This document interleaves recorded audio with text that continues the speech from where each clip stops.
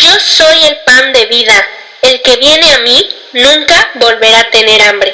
El que cree en mí no tendrá sed jamás.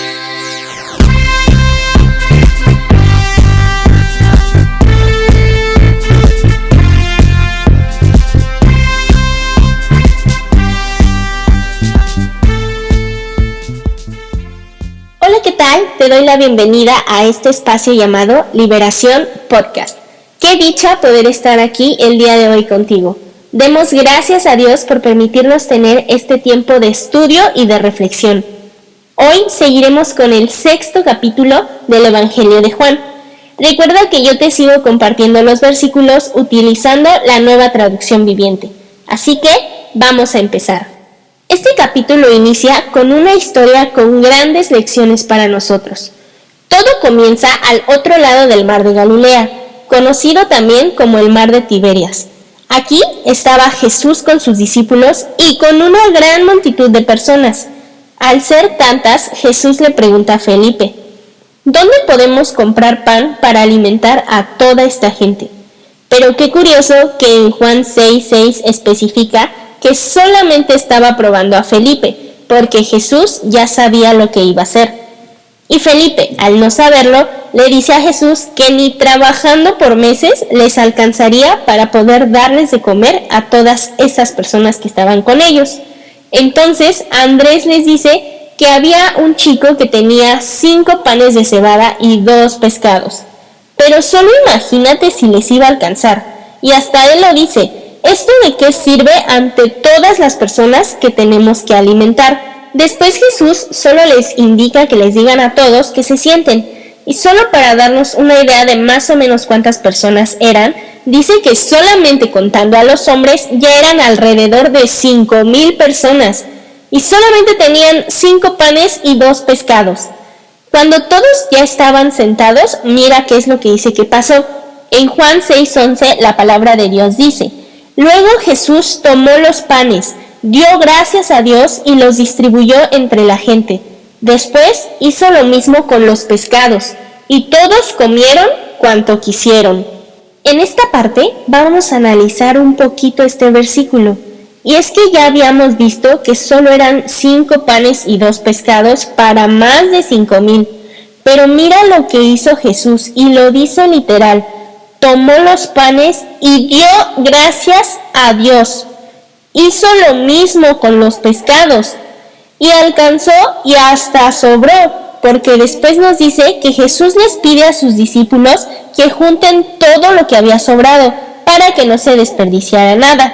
Y con esto que había quedado, todavía alcanzó para llenar 12 canastos de los 5 panes de cebada. Y aquí solo nos menciona a Felipe y Andrés como ejemplo de que no podían ver ni confiar en que Jesús lo iba a hacer.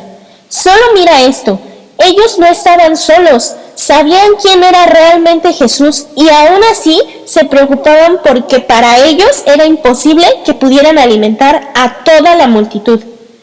¿Y dónde quedaba aquí la confianza que tenían en Jesús?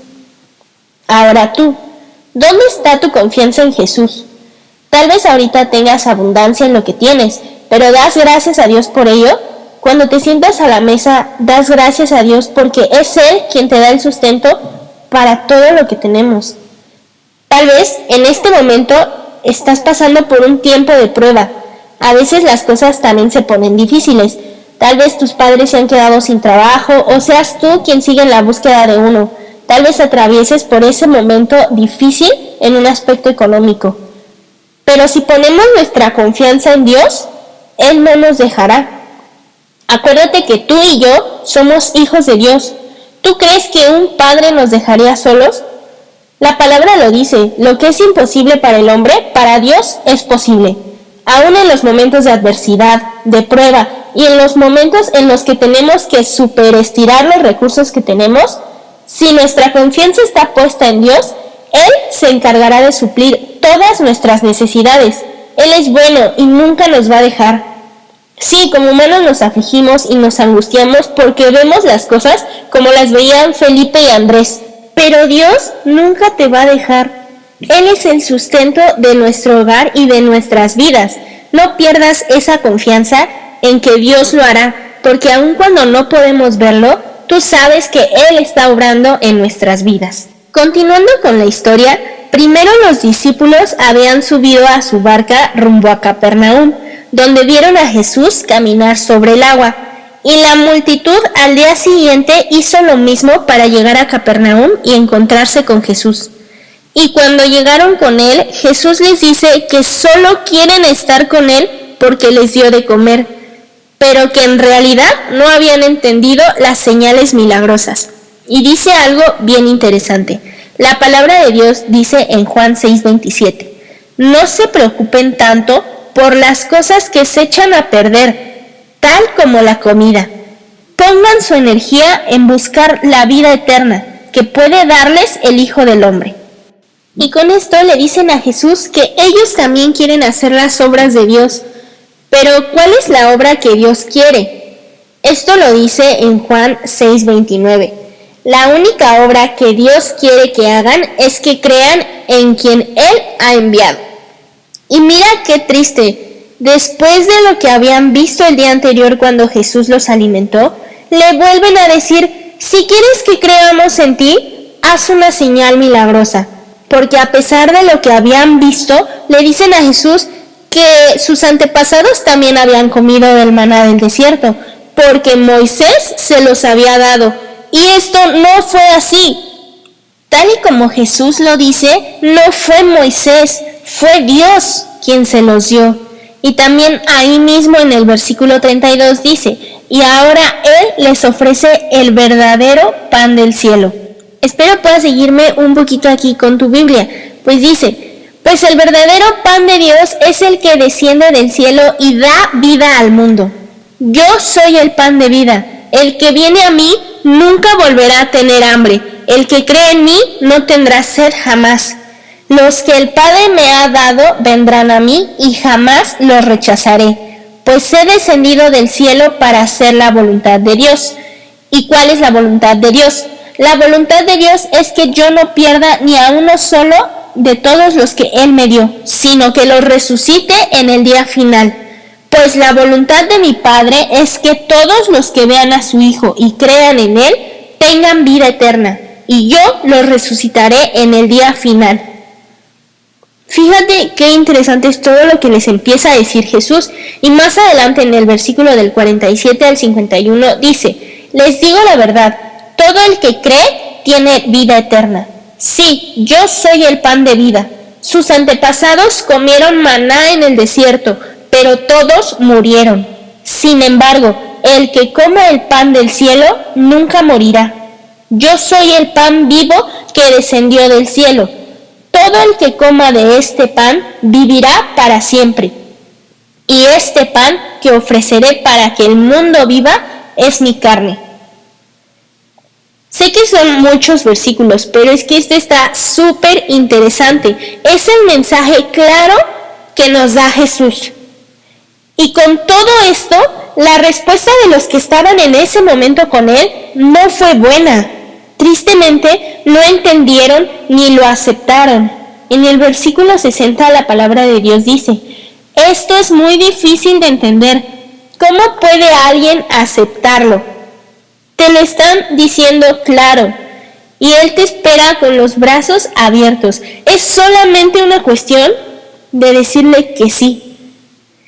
Jesús, al escucharlos y al saber que se quejaban, les dice en Juan 6:63, solo el Espíritu da vida eterna. Los esfuerzos humanos no logran nada. Las palabras que yo les he hablado son espíritu y vida. Tristemente, tal y como pasó con esa multitud, muchos se fueron y dejaron a Jesús. Esto es triste porque actualmente muchos siguen sin creer, siguen negándose a llegar a Él, sin saber que sin Él no hay nada, que lejos de Él no se encuentra la felicidad ni la vida. Si el mundo te da placeres, pero temporales, pero solo Él te da la vida eterna, solo Él te restaura a los tuyos. Él es capaz de sanar tu corazón, de restaurar a tu familia, de hacer esas grandes obras, de otorgar ese regalo inmerecido. Solo Él murió por ti y por mí. Se entregó para salvarnos. Y aún con esto, muchos siguen lejos de Él. Cuando Jesús vio que se marcharon, les dice también a sus discípulos: ¿ustedes también van a marcharse? Y es Pedro quien le dice: Señor, ¿a quién iríamos? Tú tienes las palabras que dan vida eterna. Nosotros creemos y sabemos que tú eres el Santo de Dios. Señor, ¿a quién iríamos nosotros? No hay nadie como Él. ¿A quién irías? Si verdaderamente solo Él te da esas palabras de vida eterna. No hay más, no hay nadie como Él, con ese amor tan grande que nos tiene. Por eso estamos aquí, por ese amor. Él lo hizo, Él dio su vida por nosotros, por ese acto de amor. No caigamos como esa multitud que estaba por los beneficios, por los panes, por los peces. No es nada de eso, no es nada material. Que el acto que Él hizo por nosotros, de morir en la cruz por ti y por mí, no tiene comparación. Espero que haya sido de edificación para tu vida este tiempo. Recuerda que si te gustó puedes compartirlo con todas las personas que conozcas. Eso fue todo por hoy. Muchas gracias por compartir conmigo este momento. Nos vemos en el próximo episodio. Dios te bendiga.